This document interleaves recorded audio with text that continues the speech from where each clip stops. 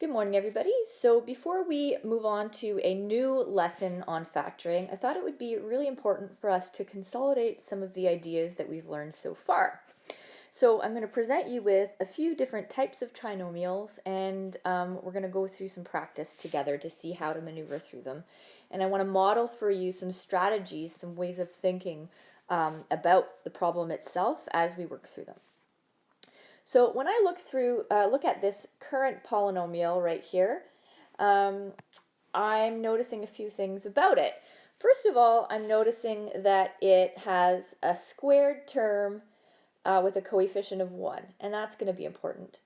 But more importantly, what I notice is that this polynomial is not written in descending order of degree, which means that I want to write it in order of term with the highest exponent to the term with the lowest exponent. So first off, that is what I'm going to do.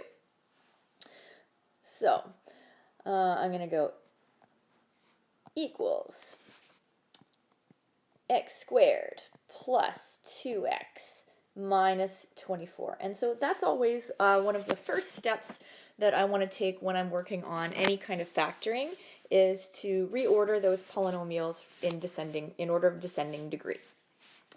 Now, the second thing I want to do is I always want to take a look at the polynomial that results and see if there is any type of common factor with the terms that can be removed. And so when I look carefully at this polynomial, I can see that there is no common factor that I can remove.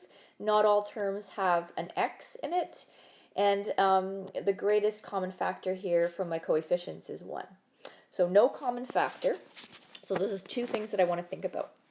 So back to the idea that, when I look at my squared term in this trinomial, it has a understood coefficient of 1. So even though I am not writing in a coefficient of 1, it is understood to be there.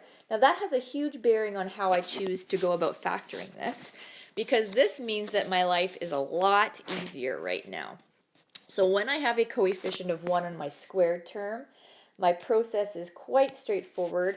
This is where I'm just looking to see, okay, well, what two numbers will multiply to give me my final term, my third term, which is negative 24, but add to give me my middle term, which in this case is positive 2. So my strategy is typically to say, okay, I'm going to start with all of the factors that will make up that product, right? In this case, negative 24. I kind of put aside the negative for now and just think about what the factors are that make that positive 24, and then we can bring in the negative a little bit later. So I usually start low and then work my way up. So 1 and 24, that has a product of 24, but not a difference of 2, right? And so then I'm going to go, well, 2 and 12, that doesn't work. 3 and 8 doesn't work. 4 and 6, oh, well, that has a difference of 2, so that seems to work. So I'm going to write those values down, 6 and 4. Then I'm going to say, well, in what way, I know that one of these values, either the 6 or the 4, has to be a negative. So there's no other way that I'm going to end up with a negative product, right? So just obeying my laws of multiplying integers. So I also know that my sum is positive 2, so that means that the higher value has to be the positive value in my sum. So I'm going to have 6 and negative 4, and let's just make sure that works. So 6 plus negative 4 does in fact give me positive 2. So there are my two factors. So again, when I have a polynomial with my squared term with a coefficient of 1, my factoring is really easy. I simply find my two values that will make up the appropriate factors, and then I insert them in my bracket. So I have two brackets, one for each of the factors. I have an x as the first component of each binomial. Now since it's 6 and negative 4, my factors are x plus 6 and x minus 4. Now again, this type of factoring only works when I have simple trinomials where the coefficient of my squared term is understood to be 1. Now, the beauty part about this is that if I really wanted to check my answer to see if I'd done it correctly, I can always go ahead and FOIL what results, right? I can FOIL this. So I'm going to do this, but for this example only, just to double check. So remember that the FOIL method involves multiplying my first terms with each other. So I'm just going to do that on the side here. This is not part of my solution. So x times x will give me x squared. I'm going to call this my check. My outside terms, negative 4nx gives me negative 4x. Okay, my inside terms, positive 6 and a positive x gives me positive 6x. And then, of course, my last terms, positive 6 and negative 4 will give me negative 24. So now I'm going to and of course, that was just by using my FOIL method. So now combining these terms, x squared, negative 4 plus 6 will give me positive 2x, and then minus 24. And so now what am I doing? I'm checking to see that, well, is that what I started with? Yes, it is. So I've done that appropriately. All right, so now what I'd like for you to do is to go ahead and to attempt to factor this just as a practice. So pause the video, give it a whirl, and then you can check to see my solution in a moment. All right, so let's see how you made out with this.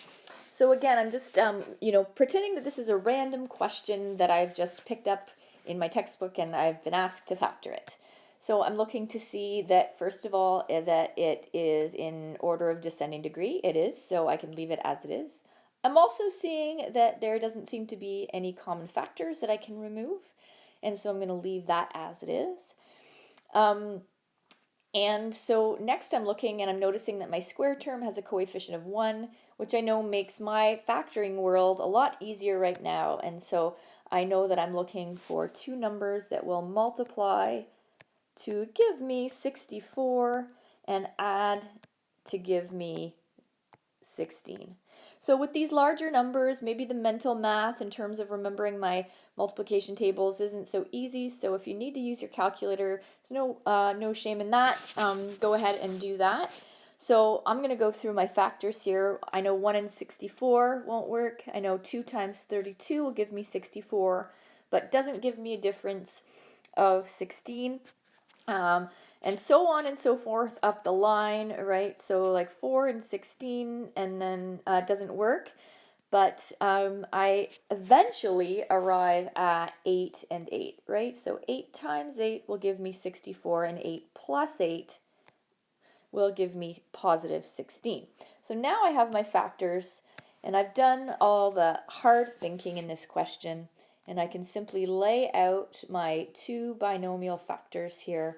I've got a b and a b in each factor, in each set of parentheses, and then a b plus 8 and a b plus 8. Now, I'm wondering if any of you recognize that because my two brackets, my binomials are identical here, that I can simplify this further. So extra bonus marks for those of you that saw that you could do this.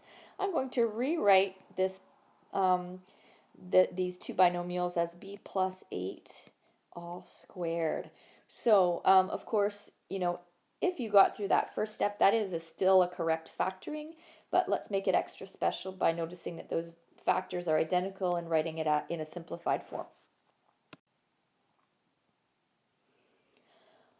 All right, so now I'm going to present you with a different type of trinomial. So looking at this at first glance, one thing that I notice right away is that I have my squared term with a coefficient that is not 1. And so I know that there's a potential there for this question to be a little bit more challenging. But before I jump to that conclusion, I'm going to check a couple of other things. First of all, I can see that my trinomial is in order of descending degree, so I'm in good shape there. And also, I'm going to look and see if I can remove a common factor. Well, that 11 there tells me that I'm not likely to find a common factor. So I am indeed stuck with what we call a complex trinomial. So the process of factoring a complex trinomial is a little bit more involved. And as we saw in a previous video, there are different ways to factor this. So I'm going to go through both methods of factoring this, both the sort of decomposition method and a quick trick that I picked up along the way. So what I need to do is very similar to what we saw with that simple trinomial. I'm going to need to get a product and a sum, right? So two numbers that will multiply and two numbers that will add. And so in this case, though, it's not simply my final term, but the product of the coefficient of my squared term and my final term. So 2 times 12 will give me 24, right? That's the number that I'm looking for my product, and I'm also looking for two numbers, those same two numbers, to add up to give me 11. So going up my factor list, I'm going to say, well, 1 times 24 will give me 24, but won't give me a difference of 11. 2 times 12, well, let's see. Well, 2 and 12 won't give me a difference of 11, so that doesn't work. Now I'm going to try multiples of 3. So 3 and 8, well, 3 times 8 does give me 24, and 3 plus 8 does give me my 11, so that works out great. So now I'm going to go ahead and use these two factors, the 3 and the 8, to decompose my middle term.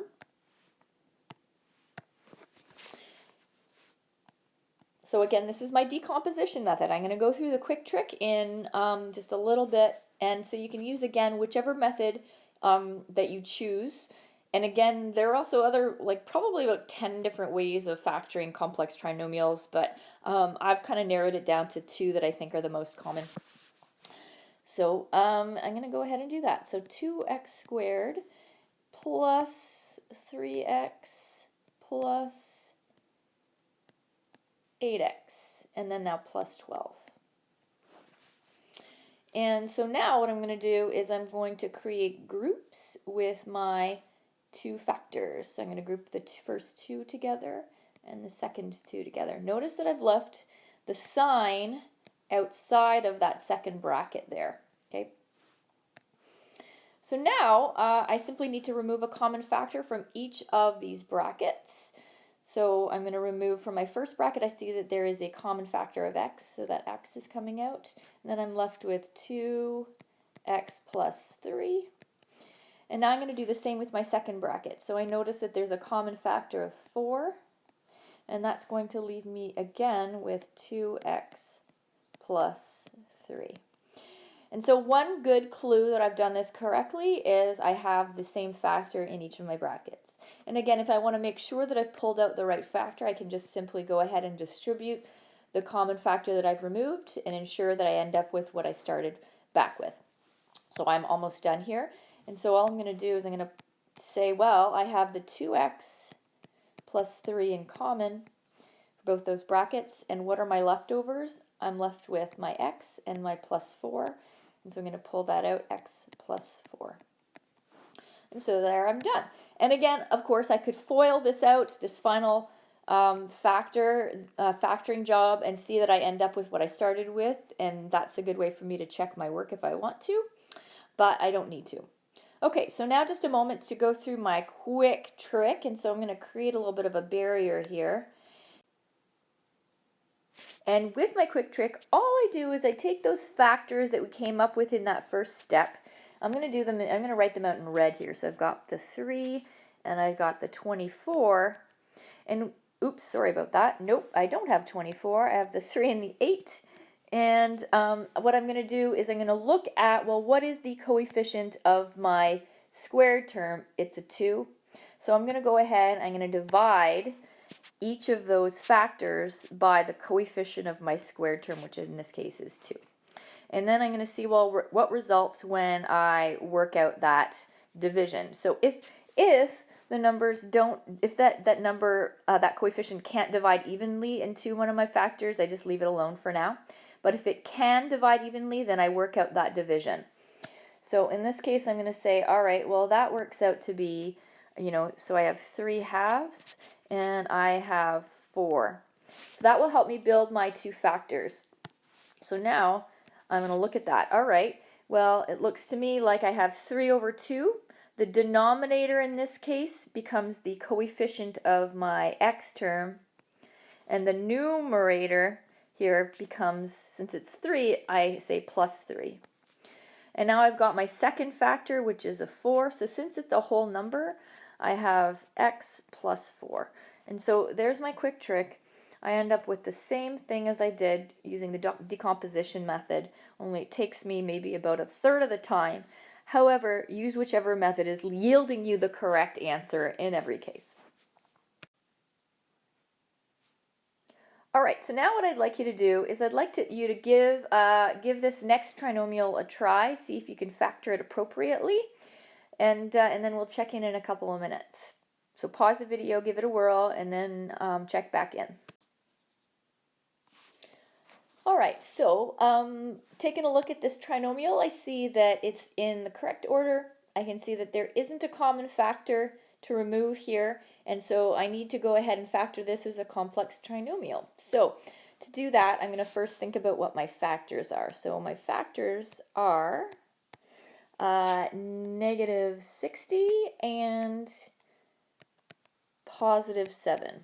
Now, where did I get that negative 60? Remember, I need to multiply the coefficient of my first term with that final term. All right, so working at my factor list, 1 and 60, 2 and 30, 3 and 20, 4 and, 15. And so then I finally get to 5 and 12. And those are my correct factors because I can see they have a difference of 7. But I notice right away that my 60 is a negative value, so one of these has to be a negative number. And so I know the only way this works is if my 5 is negative, so negative 5 plus 12 will give me positive 7. So now I have my two factors. I'm going to use my quick trick in this case, but if you use the decomposition method, you should be able to yield the same result. So my two factors are negative 5 and 12. So I'm going to divide that by the coefficient of my squared term, which in this case is 3. So dividing that by each of these by 3. So I can't reduce this first situation here, but I can reduce my 12 divided by 3. Does work out to give me a 4. So now I should be ready to go ahead and factor this. So setting up my two brackets, I know that the coefficient here of my x term is the denominator here, so 3, and it's an n, so 3n. And then the negative 5 tells me it's minus 5 here. And then since I end up with just a whole number 4, it's just simply n plus 4. And again, the beauty part about factoring is that I can always check my result by simply multiplying these two binomials together using my FOIL method. And if I do, then you'll see that if I were to do that, I would see that my check would work out perfectly and I would end up with what I started with. Okay, so the final task today that I want you to work on is I want you to attempt to factor each of these trinomials. Now they are seemingly similar, but I think you'll see as you try to work through them that they are not in fact super similar. So give them a try and then I'll work through the solutions with you.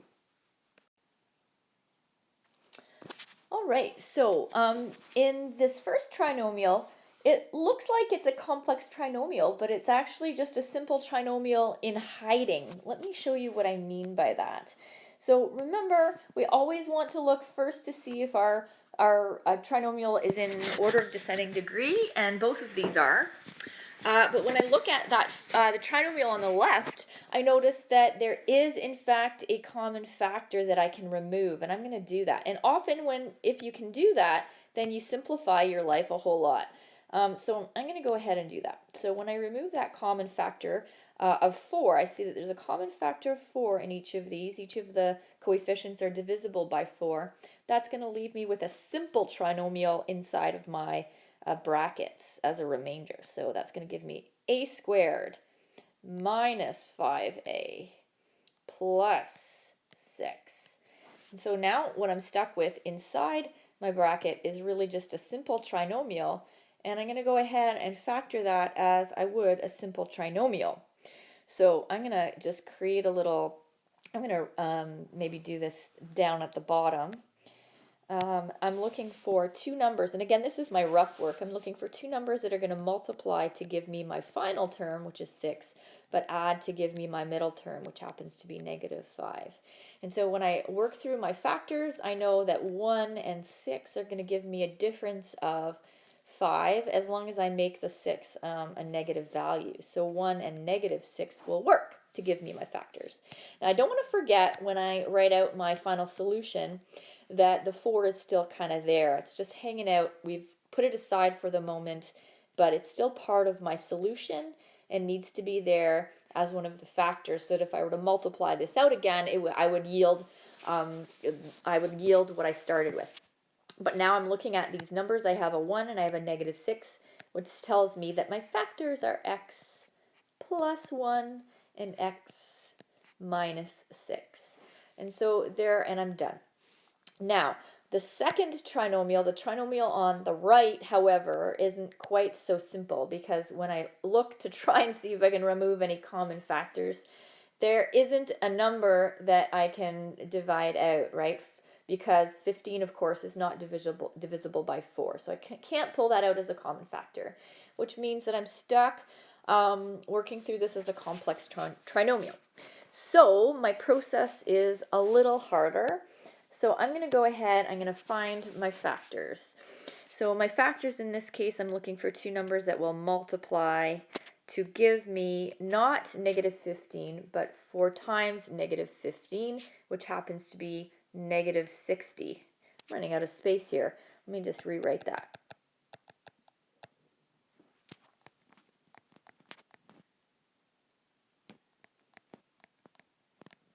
Right? And I'm looking for two numbers that are going to add to give me my middle term, which is -16. Oops, let me rewrite that again.